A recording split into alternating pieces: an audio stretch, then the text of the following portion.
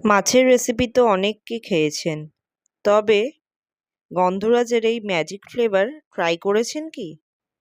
যদি ট্রাই না করে থাকেন তাহলে অবশ্যই বানিয়ে ফেলুন বাড়িতে খুব কম সময় এবং সহজ পদ্ধতিতে গন্ধরাজ কাতলা রেসিপি। তো কিছুই নয়, প্রথমে আমি মাছগুলো ভালো করে ধুয়ে নিয়েছি।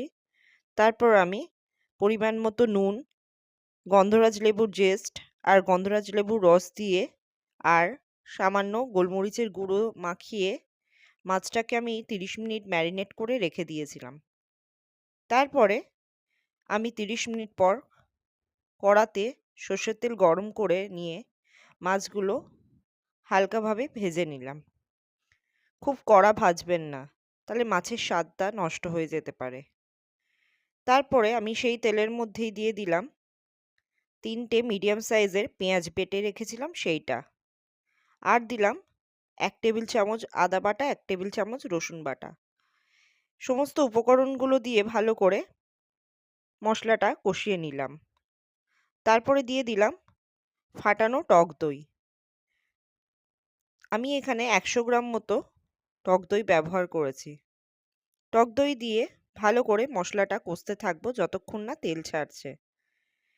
তেল ছেড়ে আসার পর আমি একে একে বাকি সমস্ত মশলাগুলো দিয়ে দিলাম। তার মধ্যে ছিল ১ চামচ ধনে গুঁড়ো, ১ চামচ জিরে গুঁড়ো।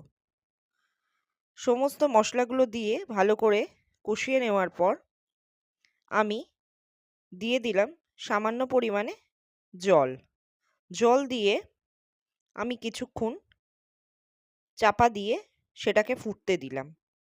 সবার শেষে আমি গরম মশলা গুঁড়ো আর ১ চামচ ঘি দিয়ে আর ভেজে রাখা মাছগুলো দিয়ে ভালো করে মাছগুলো সেদ্ধ হওয়ার জন্য ৫ থেকে ১০ মিনিট চাপা দিয়ে মিডিয়াম টু লো ফ্লেমে হতে দিলাম।